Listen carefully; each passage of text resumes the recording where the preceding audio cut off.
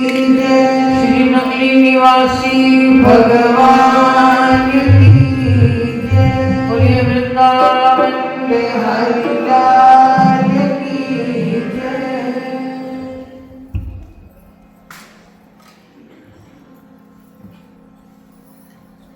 हमारे इस मानव शरीर को जो हमारे कई जन्मों के पुण्य कर्मों के परिणाम स्वरूप हमें मिला है और ये अमानत है उस परमपिता परमात्मा की। किसी का इस पर पूरा सदा के लिए कब्जा नहीं है, ये बात हम जानते हैं। लेकिन जब तक ये हमारे पास है, इसको हम इसका सदुपयोग कर रहे हैं या दुरुपयोग कर रहे हैं, ये हमारी बुद्धि का खेल है, हमारे ऊपर निर्भर करता है। कुछ संतों ने अपने भाव में इस मानव शरीर को एक साज कहा है। जैसे मेरे सामने हारमोनियम है, जिसको ये बजाना आता है, किसी भी तरह से किसी भी राग को इस साज के द्वारा आलाप सकता है। आप लोगों को चाहे नहीं आता ये, लेकिन ये एक सत्य बात है, अगर मेरा ये साज बेसुर बजेगा, स्वर गलत लगेगा, आपका दिमाग ये समझने की क्षमता रखता है कि इसमें कुछ आज गड़बड़ हो रही है। यानी संगीत परमात्मा ने हर जीव के अंदर रखी है। आप बजाना नहीं जानते, लेकिन सुनते हुए इसको समझने की क्षमता आपके पास है। यानी ये बेसुर बजे तो सुनने वालों को आनंद नहीं देता, स्वर सुर में बजेगा तो आनंद में ये इंसान चला जाता है। अब बात मैं दूसरी तरफ ले जा रही हूं। ये मानव शरीर एक साज माना है, लेकिन अगर ये भी साज सुर में बजाया जाए तो आनंद देता है सबको। लेकिन हमारा ये जीवन रूपी साज अभी बेसुर बज रहा है। क्या आप कहोगे इसका क्या अर्थ हुआ? आप किसी की सखी सहेली मित्र के पास बैठकर रोज अपनी दुख की कहानी सुनाओ,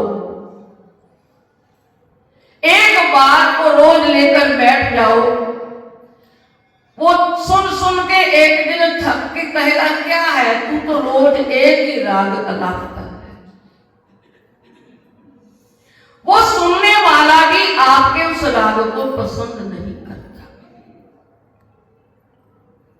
लेकिन विपरीत इसके, अगर आप किसी को कोई आनंद देने वाली बात सुनाओगे, भगवान की कोई चर्चा उसके बाद जो उसकी अगर रुचि है तो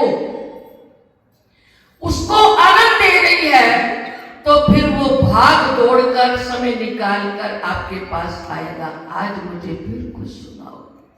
यानी इस शरीर के अंदर अगर भगवान के प्रेम का राग, भक्ति का राग, ज्ञान का राग, कोई सद्गुण का राग अलापना शुरू हो गया, तो आपको दुनिया आपसे भागेगी नहीं, आपके करीब आना पसंद करेगी। यहां तक मानव की तो बात क्या है, भगवान भी हमारे करीब आने को तैयार होगा। जिस दिन हमारे इस मानव शरीर के अंदर प्रेम का राग अलापा गया, भक्ति का राग अलापना हमारे जीवन में आ गया, मीरा ने प्रेम का राग अलापा। नरसिंह मेहता के लिए कौन नहीं जानता। एक छोटा सा तंबूरा लेकर जहां तहां वो कीर्तन किया करते थे, बस यही तो उनके जीवन का एक नियम था। और ठाकुर जी उनका रोज वो कीर्तन सुनने के लिए अपना रूप बदलकर उसके पास चले जाते थे। ये जीवन एक साध है। इस साध के अंदर हम कुछ वो राग गाएं जो भगवान को हमें हमारे करीब ले आए, जिसको हम खोजने रहे हैं, पाना चाहते हैं। उसको पाने के लिए हमें भागना ना पड़े, वो उस राग के पीछे खींचता हुआ हमारे करीब आ जाए। तो आइए, ऐसा ही एक भाव एक भजन में कहा गया है, मिलकर गाएंगे भी, ताली का साथ भी देंगे और विचार भी करना है।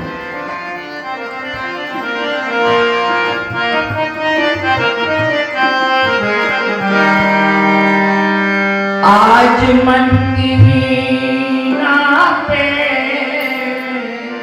वीणा भी एक साज है, अनेक तरह के साज। आज मन की वीणा पे साज वो बजा डाले।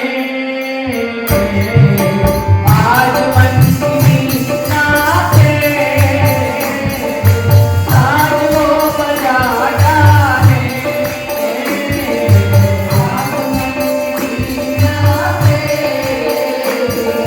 साज वो बजा डाले। आज मन की वीणा पे साज वो बजा डाले। आज मन की वीणा पे साज वो बजा डाले। उस रसीले मोहन से, उस रसीले मोहन से सब दूरियां मिटा डाले। उस रसीले मोहन से सब दूरियां मिटा डाले। मोहन से सब दूरियां मिटा डाले। आज मन की वीणा पे साज वो बजा डाले। आज मन की वीणा पे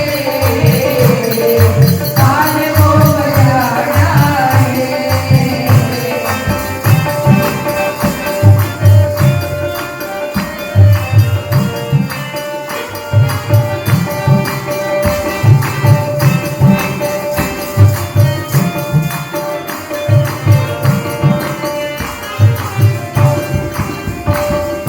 नाव धुन में खो जाए,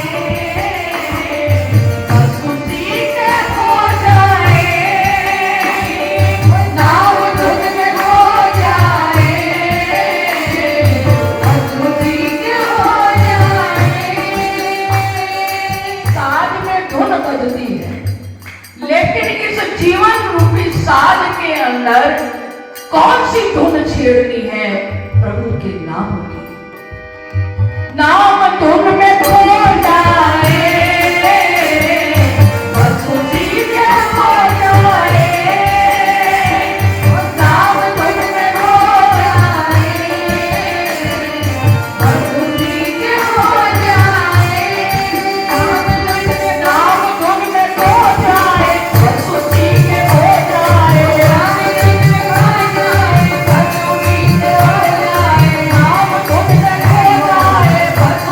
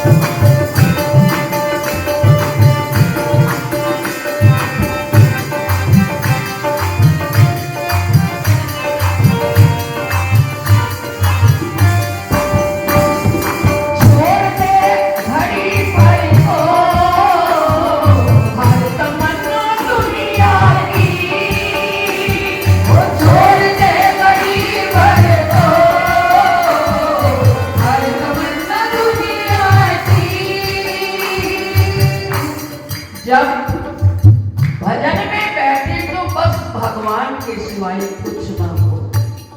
लेकिन मुसीबत है, सबके अंदर एक ही सवाल होता है, क्या करे? भजन में बैठ तो जाती है, मन नहीं लगता।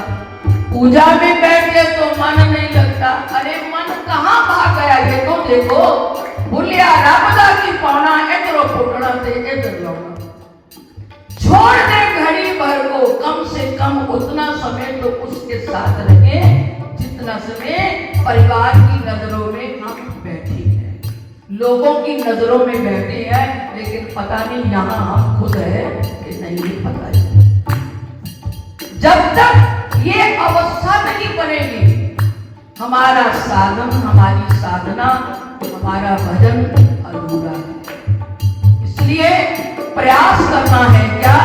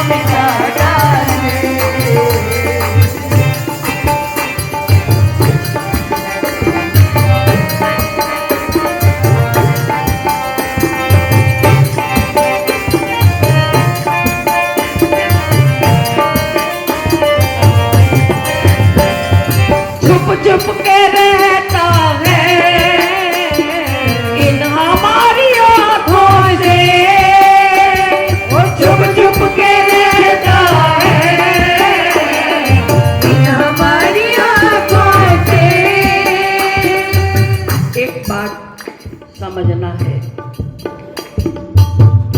कहा गया है, हम गा रहे हैं, छुप छुप के रहता है वो इन हमारी आंखों से।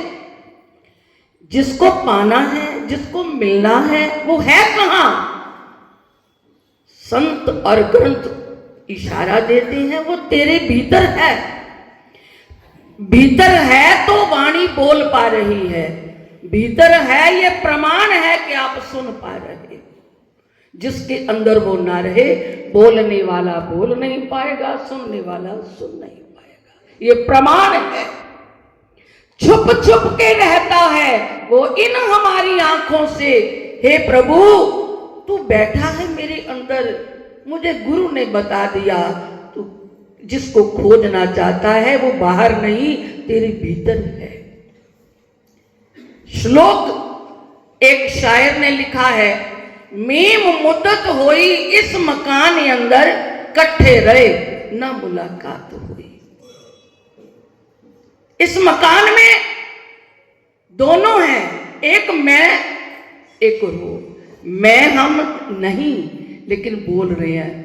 गुरु योग वशिष्ठ नाम का एक ग्रंथ है, वो जिसके अंदर है क्या, राम जी शिष्य और गुरु वशिष्ठ दोनों गुरु शिष्य के बीच का संवाद है।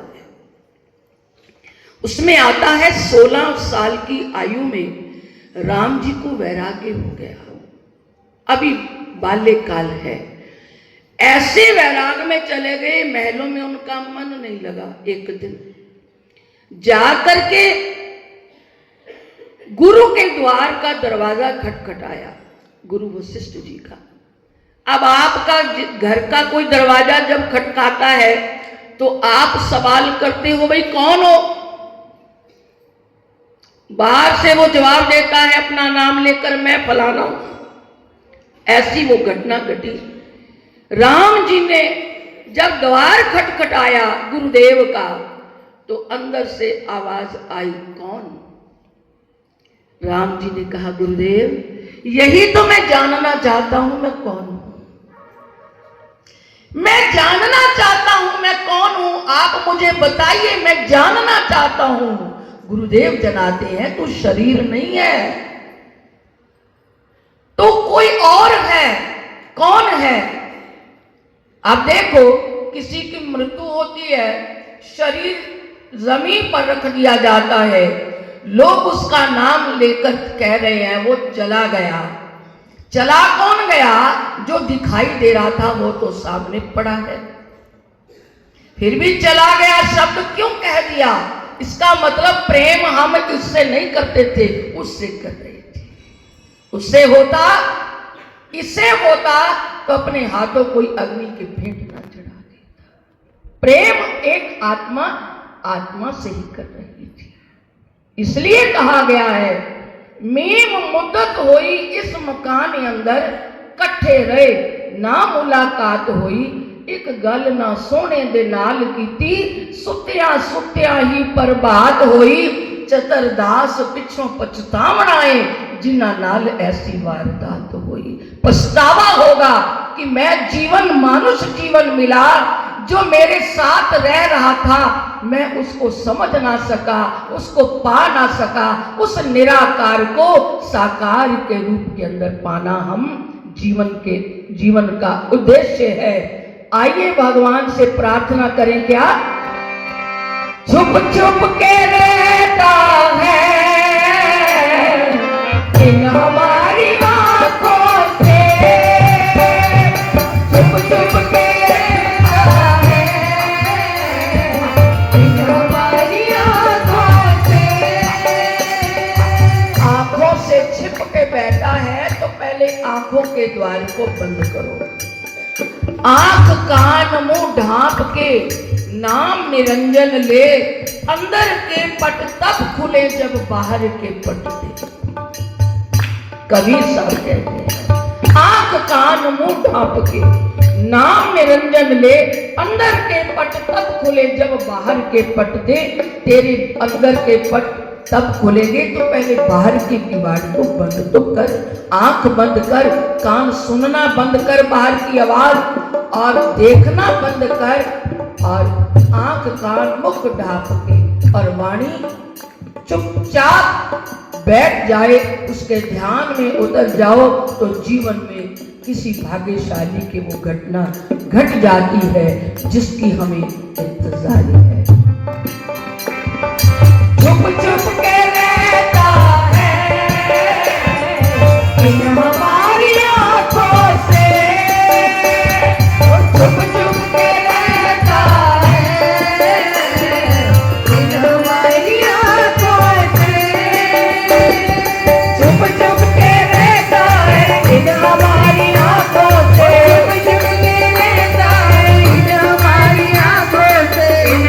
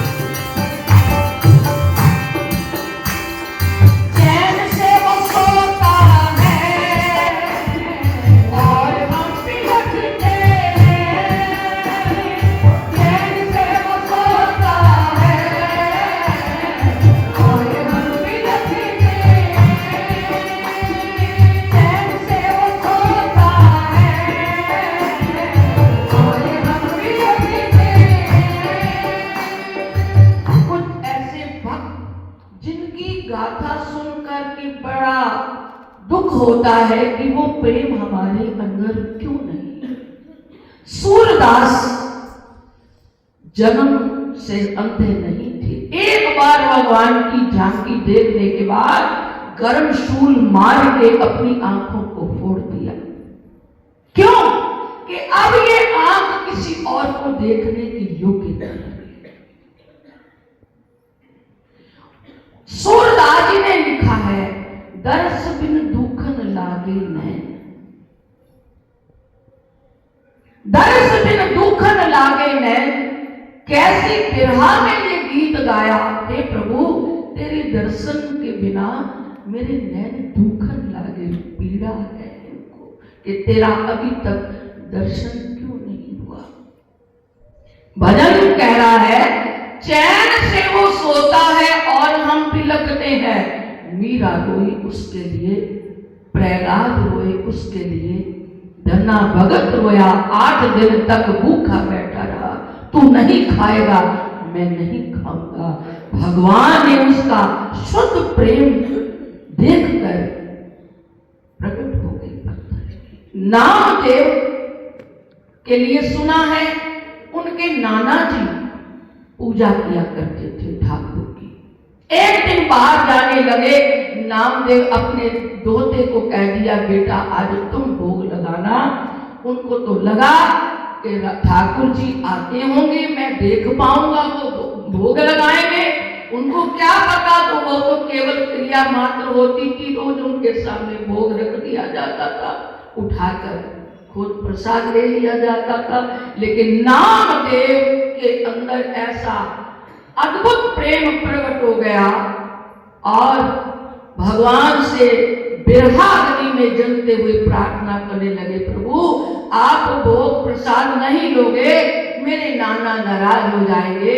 मैं कैसे कहूंगा कि मेरे हाथों से आपने प्रसाद नहीं खाया। तो उस नामदेव के लिए कहा जाता है, उसके हाथों से भगवान ने प्रसाद लेकर, दूध लेकर स्वयं पीना शुरू कर दिया। और ऐसा प्रेम हुआ कि कुत्ता भी उनके सामने आया, उनमें भी उनको ठाकुर नजर आया। तभी तो किसी कवि ने लिखा है, नामदेव ने पकाई रोटी कुत्ते ने उठाई, पीछे घी का कटोरा लिए जा रहे, बोले रूखी तो ना खाओ, साथ घी भी लेते जाओ, रूप अपना क्यों मुझसे छिपा रहे, तेरा मेरा एक नूर, फिर काहे को हजूर, तूने शक्ल बनाई है श्वान की, मुझे ओढ़नी उड़ा दी इंसान की, जरे जरे में है झांकी भगवान की। बस उस झांकी को देखने की आंख मिल जाए। प्रभु कृपा करें, सदगुरु कृपा करें। आओ भगवान से प्रार्थना करनी है। क्या चैन से वो सोता है और हम बिलखते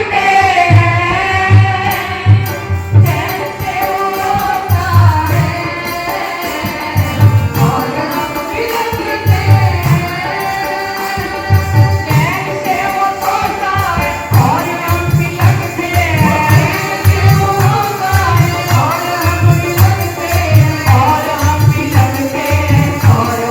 हम